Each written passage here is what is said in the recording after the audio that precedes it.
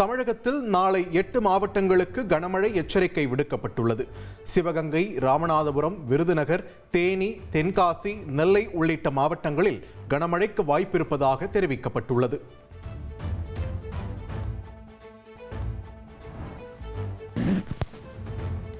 வங்கக்கடலில் வரும் 22ஆம் தேதி குறைந்த காற்றழுத்த தாழ்வு பகுதி புதிதாக உருவாகும் என இந்திய வானிலை ஆய்வு மையம் அறிவித்துள்ளது. வடமேற்கு நோக்கி நகர்ந்து வலுப்பெறும் எனவும் தெரிவிக்கப்பட்டுள்ளது. சவுதியின் மெக்காவில் இந்திய யாத்ரீகர்கள் சென்ற பேருந்து டீசல் டேங்கரில் மோதி விபத்திற்குள்ளானது. விபத்தில் ஹைதராபாத்தில் இருந்து மதீனாவுக்கு புனித பயணம் சென்ற 2 குடும்பங்களைச் சேர்ந்த 34 பேர் உட்பட 45 இந்தியர்கள் உயிரிழந்ததாக அறிவிக்கப்பட்டுள்ளது. மனித உரிமை மீறல் வழக்கில் வங்கதேச முன்னாள் பிரதமர் ஷேக் ஹசீனாவுக்கு மரண தண்டனை விதிக்கப்பட்டுள்ளது. மற்றொரு வழக்கில் ஆயுள் தண்டனை விதித்தும் வங்கதேசத்தின் சர்வதேச குற்றவியல் நீதிமன்றம் பரபரப்பு தீர்ப்பளித்துள்ளது.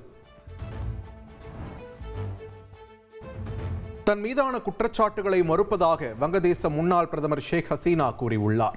நீதிமன்றத்தில் தனது தரப்பு நீதியை கூற வாய்ப்பு அளிக்கப்படவில்லை என்றும் அறிக்கை வெளியிட்டுள்ளார். அரசு ஊழியர்கள், ஆசிரியர்கள் நாளை போராட்டம் நடத்தினால் சம்பளம் பிடித்தம் செய்யப்படும் என தமிழக அரசு தெரிவித்துள்ளது. ஜாக்டோ ஜியோ அமைப்பு நாளை ஒருநாள் அடையாள வேலை நிறுத்த போராட்டம் நடத்தும் நிலையில் தமிழக அரசு சுற்றறிக்கை வெளியிட்டுள்ளது. அதிமுக பொதுச் செயலாளர் எடப்பாடி பழனிசாமியை கூட்டணி கட்சியினர் அடுத்தடுத்து சந்தித்துள்ளனர். 2026 சட்டமன்ற தேர்தலுக்கான கூட்டணி பேச்சுவார்த்தையை அதிமுக தொடங்கிவிட்டதாக அரசியல் நிபுணர்கள் கூறியுள்ளனர். கிளாம்பாக்கம் ரயில் நிலையம் வரும் ஜனவரி மாதம் பயன்பாட்டிற்கு வரும் என்று எதிர்பார்க்கப்படுகிறது. கிளாம்பாக்கம் பேருந்து மற்றும் ரயில் நிலையத்தை இணைக்க ஆகாய நடைபாதை அமைக்கும் பணி காரணமாக ஜிஎஸ்டி சாலையில் போக்குவரத்து மாற்றம் செய்யப்பட்டுள்ளது. வேளச்சேரி பரங்கிமலை இடையே பறக்கும் ரயில் சேவை ஜனவரியில் பயன்பாட்டிற்கு வரவுள்ளதாக ரயில்வே துறை அறிவித்துள்ளது. சோதனை ஓட்டம் டிசம்பரில் நடைபெறும் எனவும் தெரிவிக்கப்பட்டுள்ளது.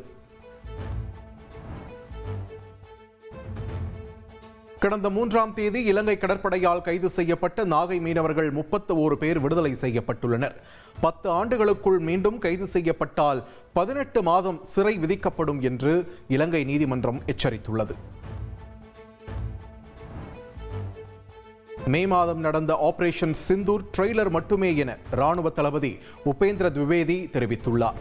பாகிஸ்தான் மீண்டும் வாய்ப்பு கொடுத்தால் பாடம் புகட்டுவோம் என்றும் டெல்லியில் நடந்த நிகழ்ச்சியில் அவர் பேசியுள்ளார். டெல்லி கார் குண்டுவெடிப்பில் கைதான அமீர் ரஷீத் அலிக்கு 10 நாட்கள் NIA காவல் விதிக்கப்பட்டுள்ளது. தற்கொலை தாக்குதலுக்கு உதவியதாக குற்றம் சாட்டப்பட்டுள்ள நிலையில் விசாரணை நடத்த டெல்லி பாட்டியாலா நீதிமன்றம் உத்தரவிட்டுள்ளது.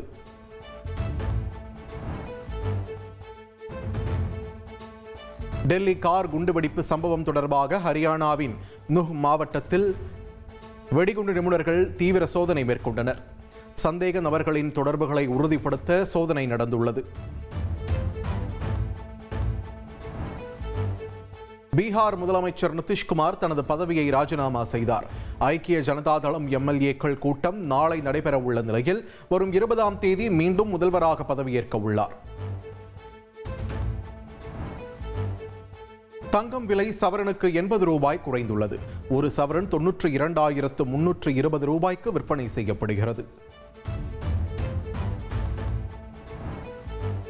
பணி நெருக்கடி காரணமாக SIR பணிகளை நாளை முழுமையாக புறக்கணிப்பதாக வருவாய்த்துறை சங்கங்களின் கூட்டமைப்பு தெரிவித்துள்ளது. SIR பணிகளால் கடுமையான பணி நெருக்கடி, மன உளைச்சல் ஏற்படுவதாகவும் வருவாய்த்துறை சங்கம் கூறியுள்ளது. வாக்காளர் பட்டியல் சிறப்பு தீவிர திருத்தம் எதற்காக கொண்டுவரப்பட்டது என நாம் தமிழர் கட்சியின் தலைமை ஒருங்கிணைப்பாளர் சீமான் கேள்வி எழுப்பியுள்ளார். 6 கோடி வாக்காளர்கள் உள்ள மாநிலத்தில் ஒரே மாதத்தில் எப்படி திருத்த முடியும் என்றும் அவர் கேட்டுள்ளார். தமிழகத்தில் இருந்து சபரிமலை செல்லும் பக்தர்களுக்கு 24 மணி நேரமும் இயங்கும் தகவல் மையங்கள் அமைக்கப்பட்டுள்ளன.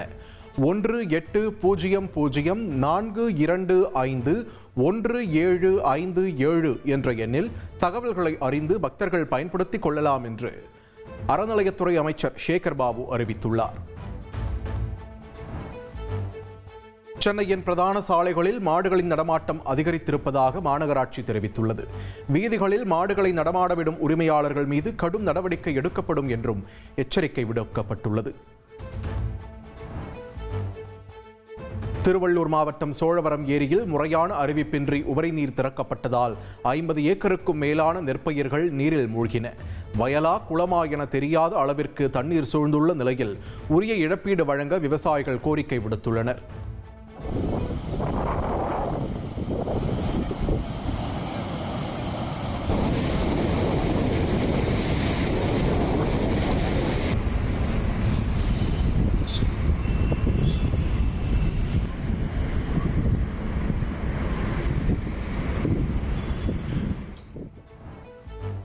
சென்னை பழைய வண்ணாரப்பேட்டையில் 1.78 கிலோ தங்கக்கட்டிகள் கொள்ளையடிக்கப்பட்ட சம்பவம். ஒடிஷாவில் பதுங்கியிருந்த 4 பேரை கைது செய்து போலீசார் விசாரித்து வருகின்றனர். உத்தரப்பிரதேச மாநிலம் சௌன்பத்ரா மாவட்டத்தில் கல்குவாரியில் பாறை சரிந்த விபத்தில் உயிரிழந்தவர்களின் எண்ணிக்கை 6ஆக உயர்ந்தது. 4 பேரின் சடலங்கள் மீட்கப்பட்டுள்ள நிலையில் தேசிய மற்றும் மாநில பேரிடர் மீட்புப் படையினர் தொடர்ந்து பணியில் ஈடுபட்டுள்ளனர்.